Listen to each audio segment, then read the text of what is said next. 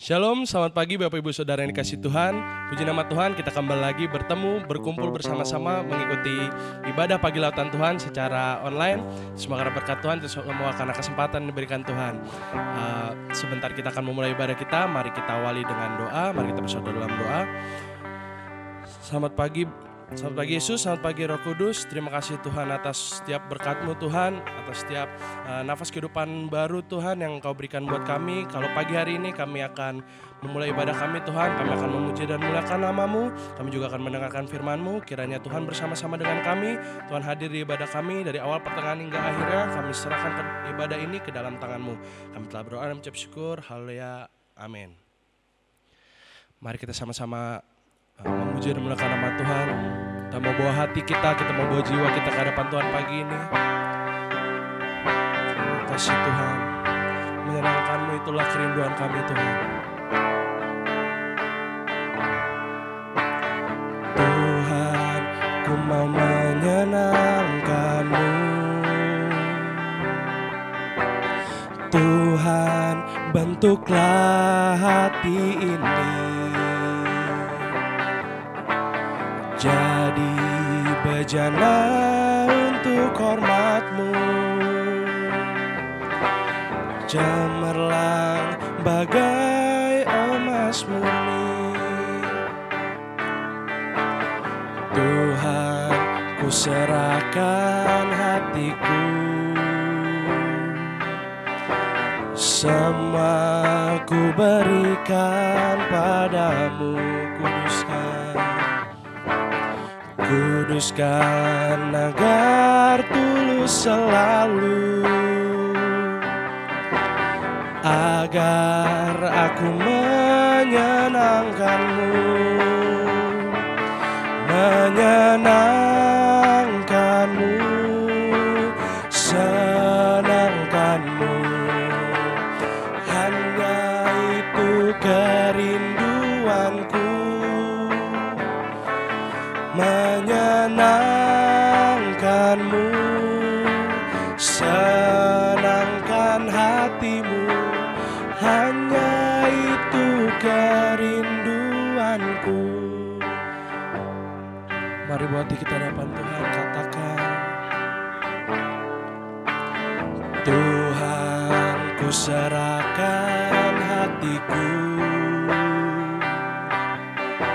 semua ku berikan padamu. Kuduskan hingga tulus selalu, agar aku menyenangkan-Mu, menyenangkan-Mu, senangkan-Mu. Hanya itu kerinduanku, menyenangkan-Mu, senangkan hati-Mu. Hanya itu kerinduanku. Mari sama-sama katakan, menyenangkan-Mu, senangkan-Mu. Hanya itu kerinduanku. Oh, menyenangkan-Mu, menyenangkan-Mu, senangkan hati-Mu.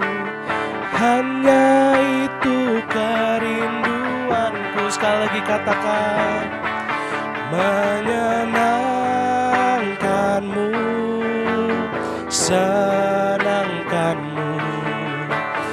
Hanya itu kerinduanku, menyenangkan-Mu, senangkan hati-Mu. Hanya itu kerinduanku. Hanya itu,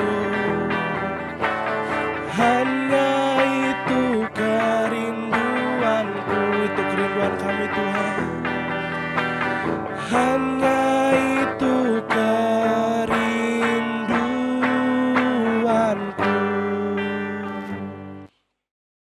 Oke, mari kita bersatu dalam doa. Tuhan, terima kasih untuk berkat-Mu pada pagi hari ini. Sebentar kami ingin mendengarkan firman-Mu. Berkatilah kami agar kami dapat mengerti apa yang Engkau ingin ajarkan kepada kami. Terima kasih ya Tuhan. Hanya di dalam nama-Mu kami berdoa. Amin. Shalom semuanya, selamat pagi. Kembali lagi di Pagi Lawatan Tuhan. Senang sekali bisa hadir di sini, bisa bertemu dengan Bapak Ibu Saudara di rumah atau dimanapun berada. Kali ini tema yang akan saya bawakan adalah Pride of a Father, atau judul yang saya bawakan adalah Pride of a Father atau kebanggaan seorang bapa. Diambil dari Lukas 15 ayat 11 sampai 24. Itu tentang perumpamaan tentang anak yang hilang. Tapi sebelum itu kita buka di Lukas 15 ayat 1 sampai 2. Lukas 15 ayat 1 sampai 2. Mari kita baca. Para pemungut cukai dan orang-orang berdosa biasanya datang kepada Yesus untuk mendengarkan Dia.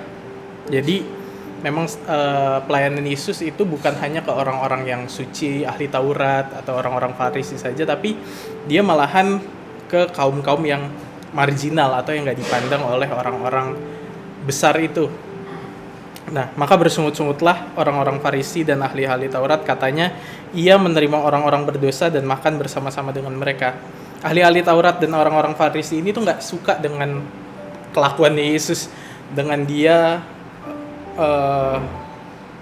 berkhotbah atau mengajarkan tentang kebaikan Tuhan kepada pemungut cukai dan orang-orang berdosa, karena menurut mereka orang-orang berdosa itu udah nggak pantas lagi untuk menerima kabar baik atau berkat Tuhan. Dan kemudian Yesus memberikan 2 perumpamaan yang di atas itu tentang domba yang hilang dan dirham yang hilang. Lalu yang kita akan bahas di sini adalah tentang perumpamaan anak yang hilang. Kita buka di Lukas 15 ayat 11-nya. Ayat 11, Yesus berkata lagi, ada seorang mempunyai 2 anak laki-laki. Kata yang bungsu kepada ayahnya, "Bapa, berikanlah kepadaku harta milik kita yang menjadi hakku." Lalu ayahnya membagi-bagikan harta kekayaan itu di antara mereka. Nah, yang kita lihat di sini bahwa anak bungsu itu nggak mau hidup diatur oleh bapaknya, nggak mau hidup berada di otoritas bapaknya, karena dia mau haknya dia untuk dia hambur-hamburkan di ayat berikutnya kan. Nah, ini sama saja dengan kita yang kita mau kekayaan, berkat-berkat Tuhan hadir di dalam kita, tapi kita nggak mau ada intervensi Tuhan. Dan karena seringkali intervensi Tuhan itu berseberangan dengan kemauan kita. Banyak intervensi Tuhan yang berseberangan dengan kemauan kita, yang ngebuat kita nggak nyaman gitu. Nah, hal ini menandakan terputusnya hubungan kita sama Tuhan. Di sini ketika kita udah nggak mau hidup dengan Tuhan, hidup di bawah kendali Tuhan, itu otomatis hubungan kita akan terputus. Selanjutnya di ayat 13, berapa hari kemudian anak bungsu itu menjual seluruh bagiannya lalu pergi ke negeri yang jauh. Di sana ia memboroskan harta miliknya itu dengan berfoya-foya. Setelah dihabiskan semuanya, timbullah bencana kelaparan dalam negeri itu, lalu ia pun melarat. Di sini kita lihat bahwa ketika dia udah lepas dari ayahnya, wah, semua kekayaannya dihabisin begitu aja, diambur-amburin. Bahkan kalau di dalam bahasa Inggrisnya dia menyewa seorang pelacur untuk dia gunakan. Nah, selanjutnya di ayat 15, lalu ia pergi bekerja kepada seorang majikan di negeri itu. Orang itu menyuruhnya ke ladang untuk menjaga babinya. Saat ia jatuh, ia mencari majikan yang lain atau tuan yang lain. Nah, sama seperti kita ketika kita jatuh ke dalam dosa, yang pertama kali kita lakukan biasanya adalah kita nggak balik ke Tuhan, tapi kita cari Allah-Allah yang lain. Mungkin kekayaan, ketenaran, free sex, atau mungkin dewa-dewa atau jin-jin yang lain gitu ya. Kita anggap itu sebagai satu hal yang enak, namun pada akhirnya kita malah dijadikan budak yang nggak akan dikasih apa-apa. Di ayat 16, lalu ia mengisi perutnya dengan ampas yang menjadi makanan babi itu, tetapi tidak ada seorang pun yang memberikan kepadanya. Nah, dia pengen makan nih, dia pengen kenyang, bahkan dia pengen makan hasil sisa dari makanan babi itu, ampas-ampas yang menjadi makanan babi, tapi nggak diterima karena dia menyadari bahwa apa yang dia pengen nggak akan didapetin lagi karena udah jauh daripada Tuhan. Lalu ayat 17, lalu ia menyadari keadaannya, katanya, betapa banyaknya orang upahan bapakku yang berlimpah-limpah makanannya, tetapi aku di sini mati kelaparan. Menjadi hamba dosa membuat kita ingin lebih lagi, menjadi lebih addicted, lapar yang tak berkesudahan, tidak ada rasa cukup. Oleh karena itu, di ayat 17 disebutkan bahwa tetapi aku di sini mati kelaparan. Ketika kita di dalam dosa, kita itu makin pengen lagi, makin ingin lagi, makin terjerumus lagi.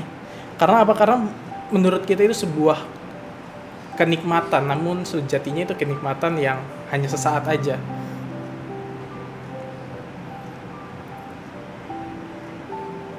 Lalu di ayat 18, si bungsu berkata, aku akan bangkit dan pergi kepada bapakku dan berkata kepadanya, Bapa, aku telah berdosa terhadap sorga dan terhadap Bapa. 19, aku tidak layak lagi disebutkan anak Bapa, jadikanlah aku sebagai salah satu upahan Bapa. Menyadari bahwa kita nggak bisa apa-apa tanpa Tuhan, menyadari keterbatasan kita, kondisi kita, merupakan titik balik dari kejatuhan kita dari dosa. Bukan hanya menyadari, tapi juga bangkit. Di ayat 18, aku akan bangkit. Di ayat 20, maka bangkitlah ia.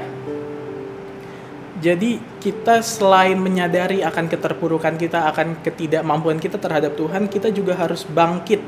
Dan kita harus cari Tuhan.